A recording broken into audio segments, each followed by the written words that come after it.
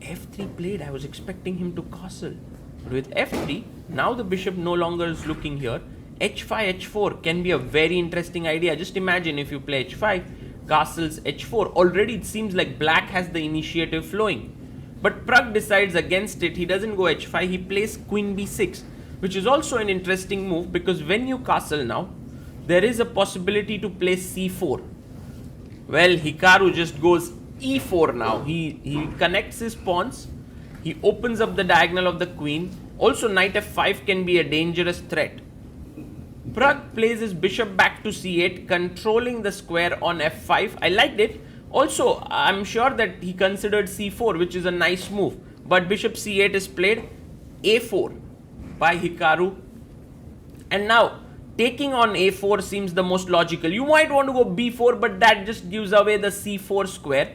But Pragg goes bishop d7, and this is a mistake. This is a very subtle mistake. Let's see if Hikaru finds it. Yes, he does. He takes on b5, which is an anti-positional move. Why? Because after bishop b5, the b3 pawn is going to be weak here. And black seems to be doing excellently well. However, what Pragg has missed is first take the bishop, queen takes, and now a very strong move. Let's see if Hikaru manages to find it. It is basically putting your knight on the f5 square. Excellent move because not only creates the threat on d6, also prepares queen g5 in some lines. King can go to f2. There's no problem of castling. You can give up the b3 pawn, connect the rooks. Fantastic understanding by Hikaru Nakamura, but Pragg sacrifices a piece. Oh my god! What a move by Praggnanandhaa here. And Hikaru comes back. Magnus tries to see what's happening. Wow, this is very exciting. Pawn takes. Hikaru takes back, looks at his opponent. Pragg, what's your idea? Rook takes. You know, Pragg could have defended the d6 pawn, but he just sacrificed a piece. What next, Pragg? There's no check here. What is your idea? Do you want to double here, but then just white brings the rook in? Rook e5 played. And attacks the knight and the pawn. This does seem like a very, very unclear sacrifice, but actually the engines give it as a clearly better position for Hikaru. Wow, bold Hikaru takes the pawn. Well, according to the engines, the better move was g4, but it was very difficult to find such a move. But knight d6 is excellent. Queen b6 played, attacking the knight and threatening c4. So the knight jumps back, forks the queen and the rook, but there is a check in the position. Queen f6 or rook f5. He goes queen f6 check, and now the king comes back to g1. And now the rook is hanging here. Rook e2 played by Pragg. Whoa! If queen takes, then queen takes a1 is a draw. Believe it or not, this is a draw. So Hikaru has to be careful after rook e2. He finds the best move. Rook f1, you take my queen, I take your queen, and that's great news. So Pragg now takes the queen. Hikaru also chops it off. And now even if Pragg decides to win this way a pawn, it just frees up the rook, you know, just rook can come in. So that's the reason why first rook d5 played. Hikaru comes back with his rook on f3. So Pragg has two pawns for a piece, and there's one thing that is working in Pragg's favor. That is Hikaru's rook is passive on h1. Apart from that, he should be completely lost here. But that's the only factor which can help Pragg, and in the meantime, if he manages to get this pawn, but Hikaru's knight says, sorry my friend, that's not going to happen anytime soon. He plays his knight to a5, Pragg goes rook d2. So now if some way Pragg manages to get his other rook, let's say this way, attack the knight and the pawn, or rook e8 and rook e2, he would have compensation. But what a nice move by Hikaru. I really love this move, because when this pawn is attacked, he can defend it from h3. Rook a2 played, attacking the knight here on a5. For Praggnanandhaa, this is not going to be an easy game to defend, because first of all, He was having no problems out of the opening, but now suddenly he's in a completely lost position. It's a sad position. But then Pragg is a fighter. He pushes his A pawn. And even if you are able to liquidate the A and B pawns, there could be some chances there. So let's see how this is dealt with. First, rook h3. Now, to remember that a4 is possible. Oh, he plays a4. I thought it was not possible because of this fork. Why did he play this? Look at Hikaru there. Knight b6. Attacking the rook and the pawn. What has Praggnanandhaa missed? Well, the point being, I think Pragg did not miss or anything. He just wants the knight to be in the corner of the board. Knight a4. And now, can we push c4? Well, he first goes rook c2. So, in a way, Pragg says to the knight, look, all your squares have been taken away by my rooks. Very interesting. Very interesting. Rook f4 played. But I think it's only increased white's advantage. But practically, on a human level, it feels like black's play is slightly easier now in the sense that he can make his moves very quickly and so on. h5 played. And now rook d3 is on the board. He brings his rook on in the center and black pushes his pawn to f6.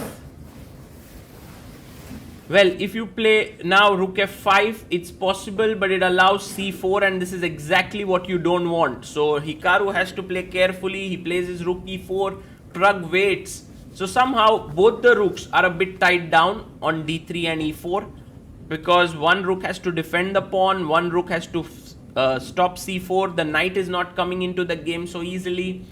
Has Pragg managed to create a lot of problems for Hikaru? Well, it definitely seems so. For the time being, both the players playing with their king. King comes up, and now for Hikaru, it's important to find a way to break through. He has 19 minutes on the clock.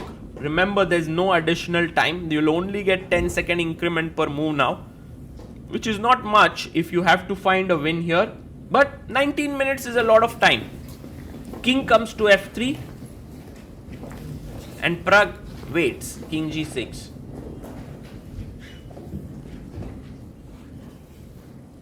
Hikaru also waits. Well, this is some kind of a waiting game going on by both the sides before white takes any steps to play for a win.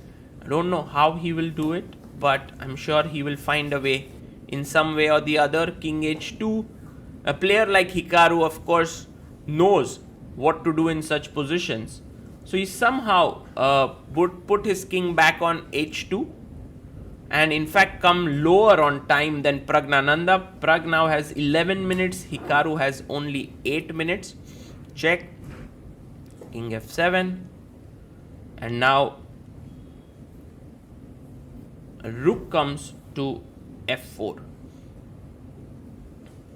How does white continue, black continue here? He just moves his rook back to b8. Rook f3.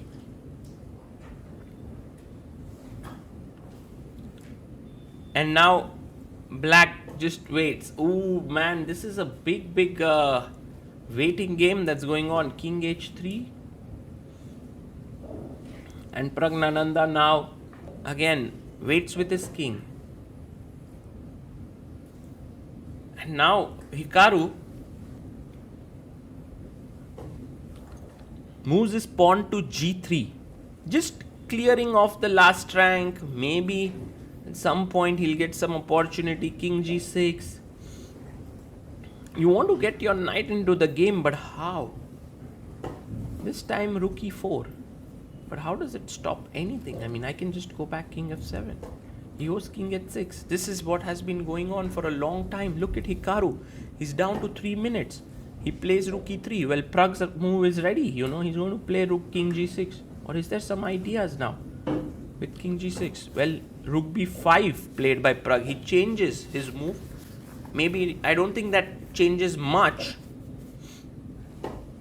Hikaru playing rook d3. And now, maybe rook a5 would be very interesting with the idea of c4. But instead, Pragg goes back, rook b8. And Hikaru offers a trade of rooks. Rook c4. This is very interesting because if you see, now he's giving back the pawn. Hikaru has just 20 seconds. The way in which he's playing, he has to speed up. Now the c5 and c4 pawns are going to be traded. And this is the position that Pragg was angling for. However, you will see how Hikaru has slightly improved his position before going here. And in a way, he's telling Pragg that this position is lost for you. By the way, Pragg has played this with a knight and 2 pawns against rook and 3 pawns, like similar position against Evander Liang in the World Juniors before, where he managed to win with rook and knight versus rook. But here, take, and you can see Pragg being very sharp on the board because he knows that there are some drawing possibilities here. However, not that many. Hikaru has 1 pawn. If you are able to trade off that 1 pawn, somehow it's a draw. Now Hikaru has to reorganize his pieces, and when it comes to blitz chess, there's no one better than Hikaru Nakamura. Check, king comes back, and Pragg pins the knight. Ooh, knight f5, what a move there. If you take, I have a check and I win back. That's winning endgame. So Pragg moves the rook away, knight comes back to g3. You can see how the knight and rook are now coordinating to attack the pawn on h5. Hikaru moves his king up. And now another check. The king has to move forward now. Yes, he does. And now next, if you give a check, then knight blocks it. Check. A knight block.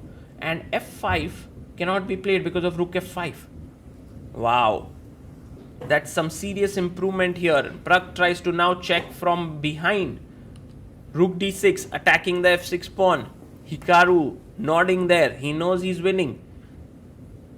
But how easy or difficult it's going to be? Check. King comes back to e3.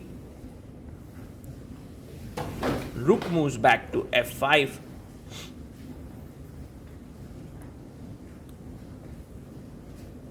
And Hikaru down to 49 minutes. Well, up to, I must say, because he's gained time. He was down to 20 seconds. Now 49 seconds. Waits with his rook. Rook f1. You can see 24 seconds on the clock. Hikaru is not feeling that comfortable here. Pragg is giving some amazing resistance. Check is threatened now from g1. Rook e5 played. King moves up.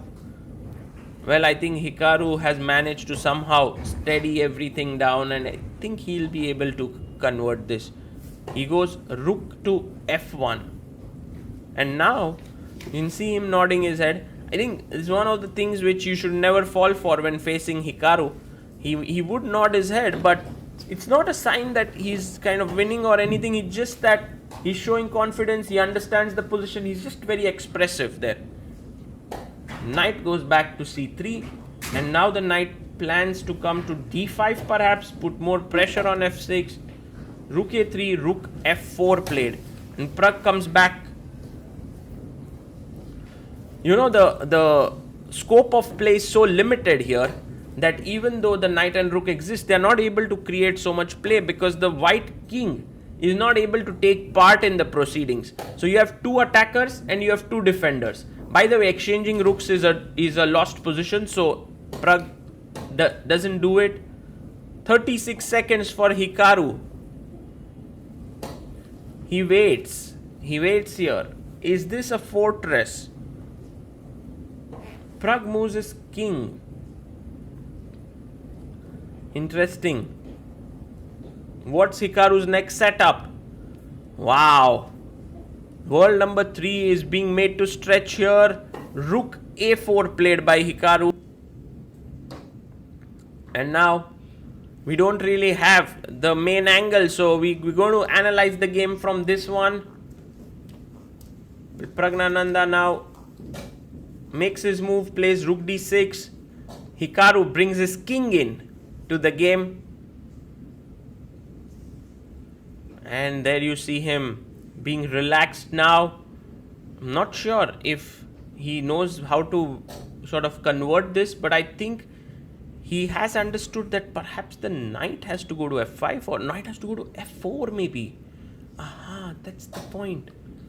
Rook e5 and now knight to first a check, king g6, and now if knight f4 check, that seems like game over. You can see Hikaru just scanning the board, calculating all the lines, and he plays knight f4. Fantastic move with a check, and already king h6. The king would be tied down completely on the side of the board, and the winning expression can be seen there. Hikaru knows that the writing is on the wall, that he's done it here. But we have to wait and watch. Praggnanandhaa plays his king up to f5, but now with the knight taking away both these squares, it's game over. Rook h7 is on the board and Praggnanandhaa has to resign. He gives his hand in resignation.